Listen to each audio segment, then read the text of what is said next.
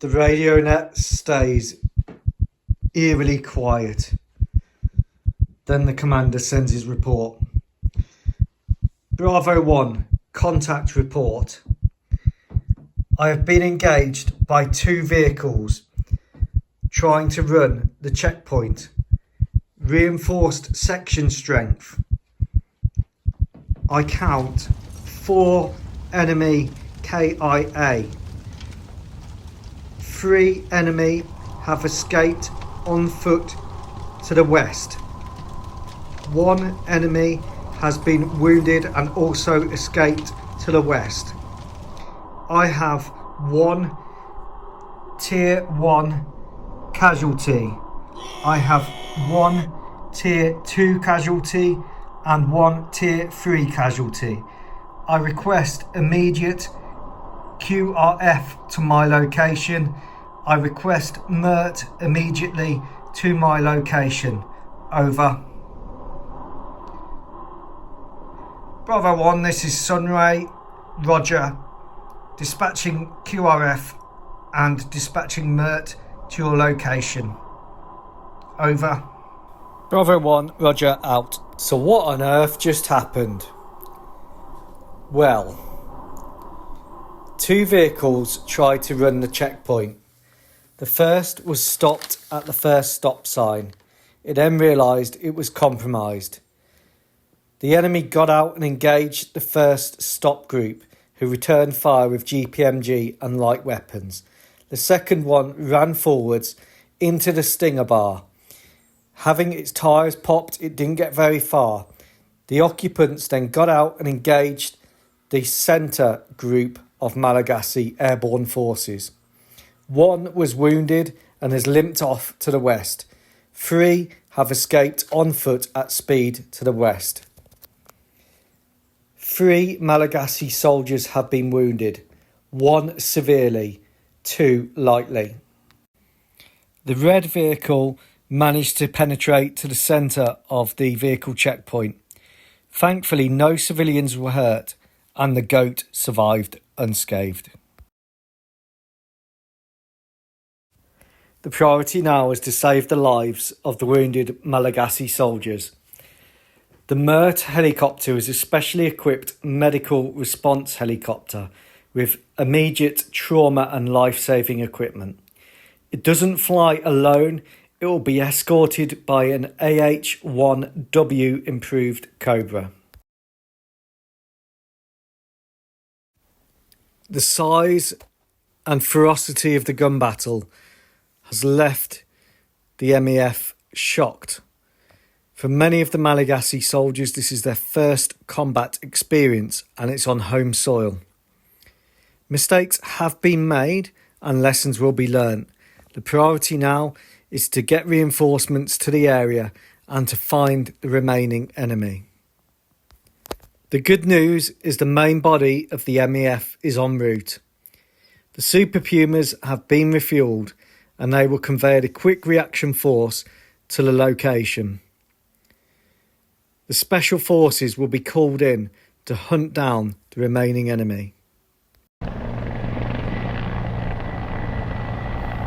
The MERT helicopter arrives, a CH-53 Delta Mike.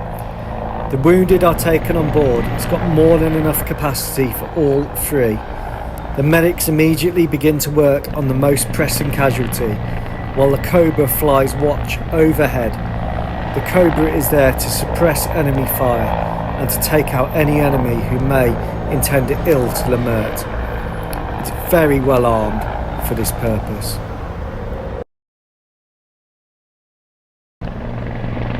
QRF arrives.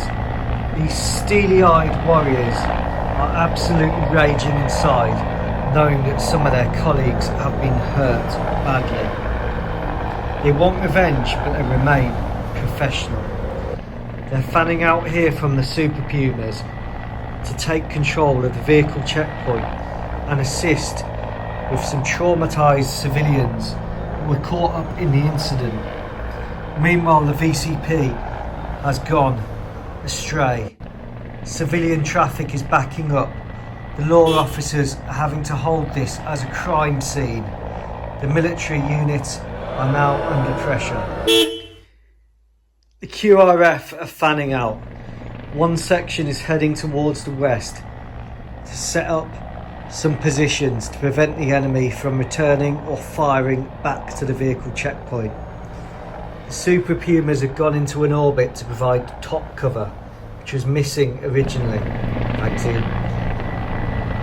The other soldiers are spreading out to provide relief to the original section manning the checkpoint. Here, a law officer and a soldier are reassuring an upset child in the vehicle. They've done their best to cover up the enemy KIA with ponchos. Meanwhile, the other section is also fanning out, this time to the southwest to give some cover. The law officers are fanning out too, and once again, the soldiers are reassuring civilians who are caught up in traffic.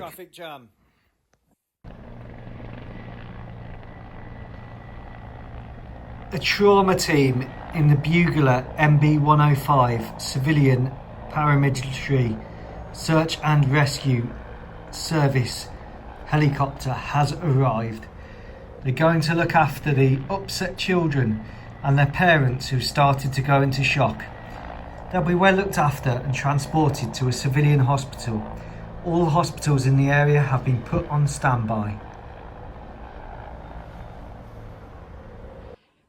So just who are the enemy? Are they local criminal gangs trying to flee before the military come in? Well, sadly not. They've got all the hallmarks of Marmite-powered commandos. They're wearing the red armbands of the Marmatian forces, heavily armed with a GPMG, AK-74s, backpacks with sophisticated communications equipment, AK-47s, and 4 are confirmed KIA. The wounded one is found by the QRF. He succumbs to his wounds. How on earth did this many Marmatians get into Madagascar? The bottle-class submarine only has space for 4 people max. At least 8 are known to have been involved in this incident.